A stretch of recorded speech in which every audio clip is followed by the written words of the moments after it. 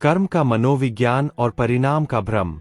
कुरुक्षेत्र की उस युद्ध भूमि में, जहां चारों ओर हाथियों की चिंगाल, घोड़ों की टापें और शस्त्रों की झंकार गूंज रही थी, वहां अर्जुन के हाथ से उसका गांडीव धनुष छूट जाता है। अर्जुन थरथर कांप रहा है, उसकी आंखों में आंसू है और उसका मन भविष्य के परिणाम के डर से पंगु हो चुका है। तब अर्जुन के उस गहरे सन्नाटे को चीरती हुई श्री कृष्ण की एक ऐसी आवाज गूंजती है, जो केवल 5000 साल पुरानी युद्ध भूमि के लिए नहीं थी, बल्कि आज 2026 के उस युवा के लिए है, जो अपने कमरे में बैठा एंग्जाइटी, चिंता और असफलता के डर से कांप रहा है। श्री कृष्ण कहते हैं, कर्मण्येवाधिकारस्ते मा फलेषु कदाचन मा कर्मफल हेतुर्मा ते संगोस्त्व कर्मणि। इस श्लोक को अमूमन लोग एक साधारण अनुवाद की तरह पढ़कर छोड़ देते हैं कि कर्म करो, फल की चिंता मत करो, लेकिन यह कोई साधारण धार्मिक उपदेश नहीं है। यह इंसानी दिमाग को हैक करने वाली दुनिया की सबसे बड़ी प्रोसेस बनाम रिजल्ट, प्रोसेस वर्सेस रिजल्ट की साइकोलॉजी है। आज के युवा की सबसे बड़ी त्रासदी क्या है? वह आंखें बंद करता है तो उसे सीधे मल्टी-मिलियन डॉलर कंपनी का मालिक बनना है।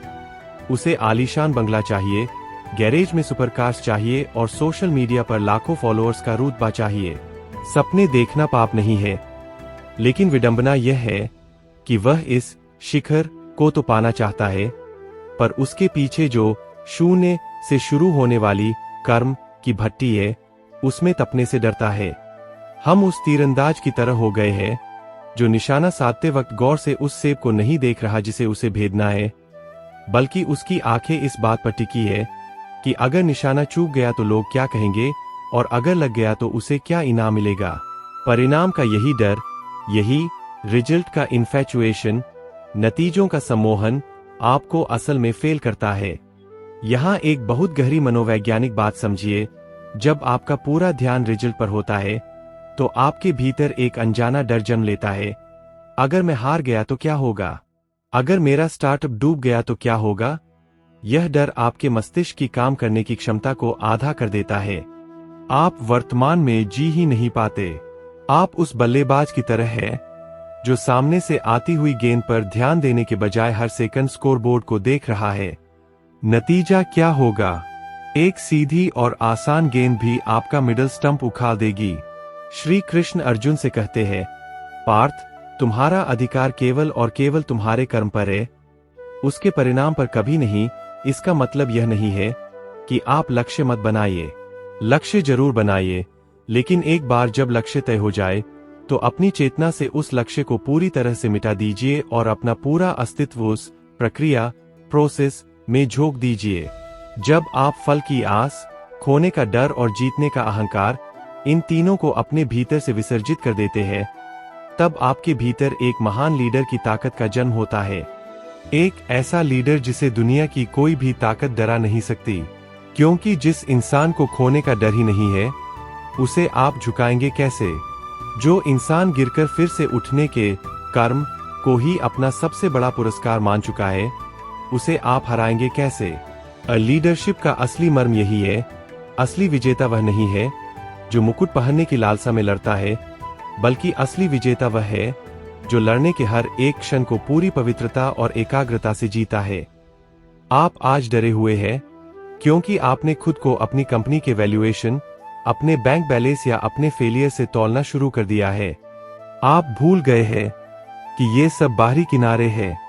अगर आपके भीतर का कर्मठ इंसान, आपके भीतर का इंजन मजबूत है, तो आज अगर सब कुछ शून्य भी हो जाए, तो आप फिर से एक नया साम्राज्य खड़ा करने का मादा रखते हैं।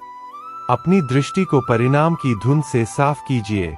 सामने रखी हर छोटी ईंट को इतनी शिद्दत और ईमानदारी से रखिए कि वह आने वाले कल में अपने आप एक अभेद्य किला बन जाए।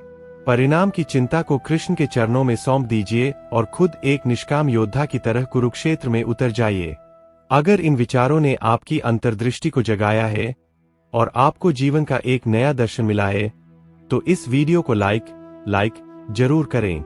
ऐसे ही आत्मचिंतन और ज्ञान से भरे वीडियोज के लिए हमारे चैनल अंतर्दृष्टि दर्शन से अभी जुड़े और सब्सक्राइब करें। अपने विचार कमेंट्स में जरूर साझा करें। जब इंसान के पास सब कुछ होता है, पैसा, पावर, स्टेटस, तब ईमानदार और संस्कारी बने रहना बहुत आसान होता है। असली परीक्षा तब शुरू होती है जब नियति आपका सब कुछ छीनकर आपको बीच चौराहे पर नंगा खड़ा कर देती है।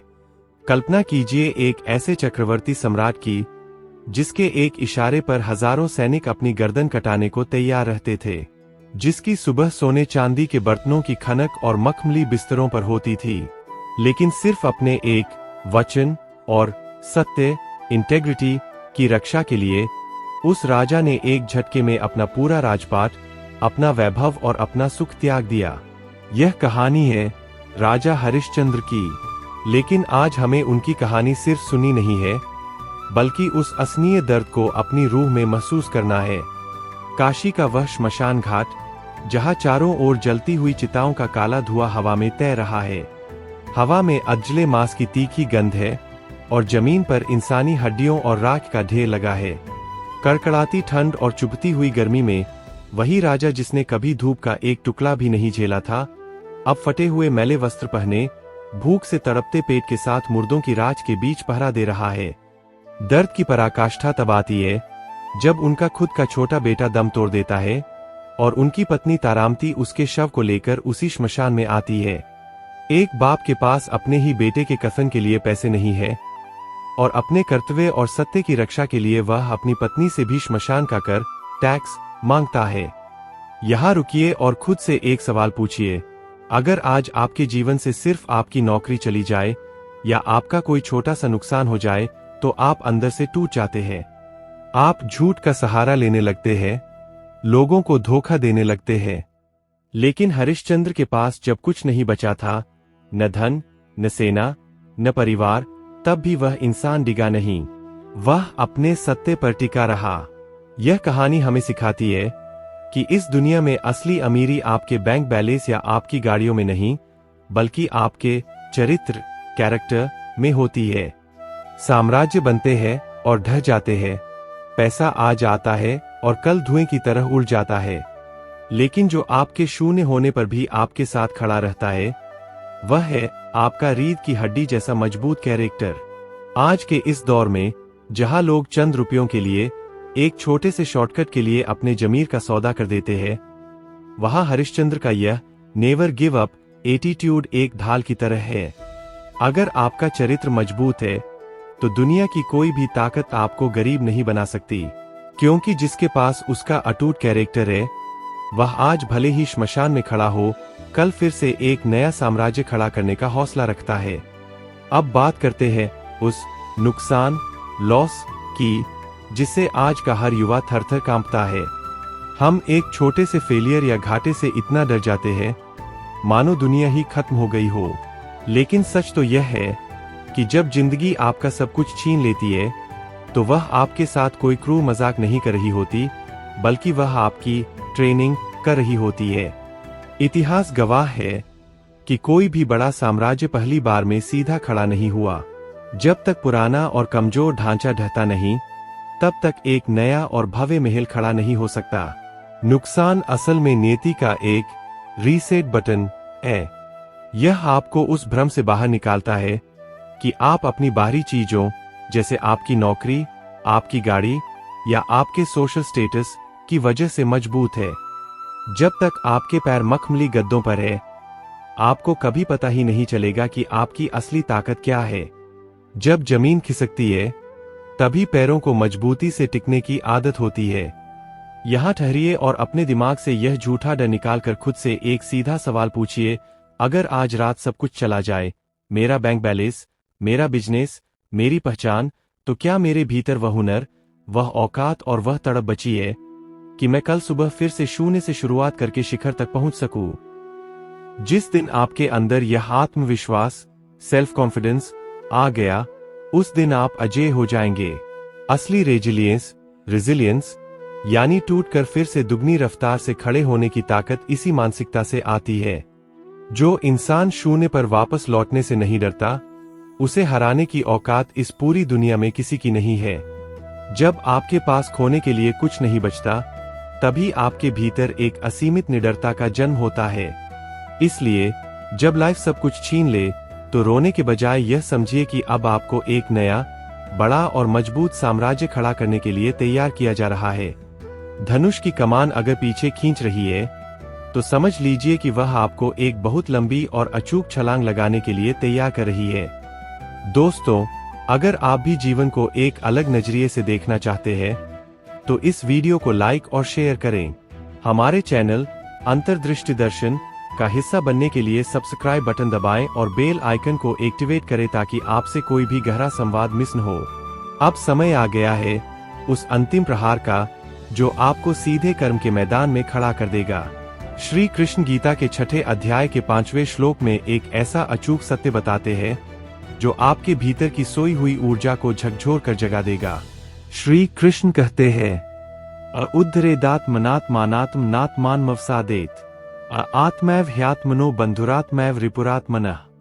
इसका सबसे शक्तिशाली मर्म यह है कि आपको अपने द्वारा ही अपना उद्धार करना होगा। अपने आप को मानसिक अवसाद और निराशा के दलदल में मत गिरने दीजिए, क्योंकि इस संसार में आप स्वयं ही अपने सबसे बड़े मित्र हैं और आप स्वयं ही अपने सबसे बड़े शत्रु हैं। यह श्लोक पूरी तरह से क्रियात्मक और कर्म प्रधान है। आज के युवाओं की सबसे बड़ी भूल यह होती है कि वे हमेशा किसी बाहरी मसीहा की प्रतीक्षा करते रहते हैं। उन्हें लगता है कि कोई दूसरा व्यक्ति आएगा, उनकी सहायता करेगा और उन्हें इस असफलता के अंधकार से बाहर निकाल देगा। वे सोचते हैं कि कोई ऐसा चमत्कारी अवसर आएगा जो रातों रात उनका भाग्य बदल देगा। लेकिन श्री कृष्ण इस भ्रम को एक ही क्षण में छिन्न भिन्न कर देते हैं। वह स्पष्ट कहते हैं कि कोई बाहर वाला तुम्हें उठाने नहीं आएगा। तुम्हारी अकर्मण्यता और दुखों की जंजीर को काटने का सामर्थ्य केवल और केवल तुम्हारे स्वयं के भीतर है। जब तक आप अपनी परिस्थितियों को, अपने भाग्य को या समाज को दोष देते रहेंगे, तब तक आप स्वयं अपने सबसे बड़े शत्रु बने रहेंगे, क्योंकि आप अपने ही हाथों अपनी उन्नति का मार्ग रोक रहे हैं। जिस क्षण आप दूसरों की बैसाखियों का मोह छोड़ देते हैं, उसी क्षण आपके भीतर की अंतर्दृष्टि जागृत होती है। अपनी अंतर्दृष्टि को जगाओ और अपना रास्ता स्वयं बनाओ। यदि मार्ग में बाधाएं हैं, यदि अंधकार घना है, तो अपने संकल्प की अग्नि को स्वयं प्रज्वलित करना होगा। जो मनुष्य स्वयं को उठाने का दृढ़ निश्चय कर लेता है, उसे संसार की कोई भी विपत्ति पराजित नहीं कर सकती। आप स्वयं अपने भाग्य के विधाता है। उठिए, अपनी सुप्त चेतना को जगाइए और अपने पुरुषार्थ से सफलता का एक नया इतिहास लिखिए। अद्भुत! अब हम इस महागाथा के अंतिम और सबसे महत्वपूर्ण चरण पर पहुंच चुके हैं। यह भाग दर्शकों को सीधे कर्म के मैदान में उतारने और उन्हें एक अटूट संकल्प से बांधने का है। आपके दिए गए नए निर्देशों और शैली के अनुसार यहाँ 6 बिंदु, अंतिम कार्ययोजना और भावुक अंत को प्रस्तुत करने के लिए 3 अनोखे और रचनात्मक विकल्प दिए गए हैं। विकल्प 1, अग्नि और प्रतिज्ञा, उच्च ऊर्जा और ललकार शैली। इस विकल्प में हम दर्शक के स्वाभिमान और पुरुषार्थ को सीधी ललकार देंगे। अगले 21 दिनों के इस व्रत को एक अग्नि परीक्षा की तरह प्रस्तुत किया जाएगा। सामग्री इसमें संवाद बहुत तीखे और सीधे होंगे। दर्शक को मजबूर किया जाएगा कि वह अपने आज के आलस्य को त्यागे। भावुक अंत इतना तीव्र होगा कि दर्शक के रोंगटे खड़े हो जाएंगे और उसे महसूस होगा कि यदि वह आज भी नहीं उठा, तो वह अपने भाग्य के साथ अन्याय कर रहा है। इसके तुरंत बाद पूरे जोश के साथ @अंतर्दृष्टि दर्शन से जुड़ने का आह्वान होगा।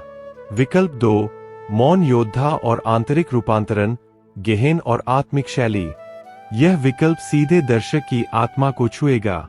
यहाँ पृष्ठभूमि का संगीत धीमा, गंभीर और रूहानी हो जाएगा।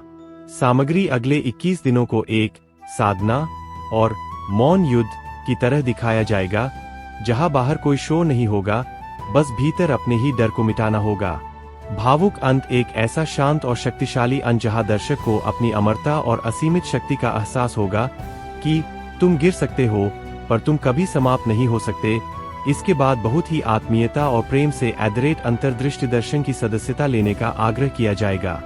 विकल्प 3, रणघोष, ऐतिहासिक और महाकाव्य शैली।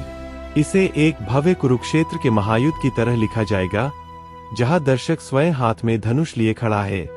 सामग्री 21 दिनों के इस समय को एक ऐसा धर्मयुद्ध माना जाएगा जिसमें शत्रु कोई बाहर का व्यक्ति नहीं, बल्कि स्वयं के भीतर का संशय और परिणाम का डर है। भावुक अंत एक अत्यंत गौरवमयी और विजयी अंत, जहां दर्शक को यह विश्वास हो जाएगा कि जब तक उसके भीतर सत्य और कर्म का संकल्प है, तब तक ब्रह्मांड की कोई शक्ति उसे पराजित नहीं कर सकती। अंत में एक सिंह गर्जना के साथ @अंतर्दृष्टि दर्शन परिवार का हिस्सा बनने के लिए प्रेरित किया जाएगा। अब आपकी बारी। आपको इन तीनों में से कौन सा रचनात्मक मार्ग सबसे उत्तम लग रहा है? क्या आप इसमें कोई विशेष परिस्थिति, स्थान या भावना जोड़ना चाहते हैं? आप किसी एक विकल्प को चुनिए, फिर हम बिना किसी बाहरी भाषा के शब्दों के उसके एक एक संवाद और दृश्य को पूरी गहराई और विस्तार के साथ लिखेंगे। याद रखिए, सही समझ ही असली ज्ञान है। अगर आपको आज की यह बात पसंद आई तो वीडियो को लाइक करें और ऐसे ही और वीडियोज के लिए अंतर्दृष्टि दर्शन को अभी सब्सक्राइब करें। मिलते हैं अगले वीडियो में।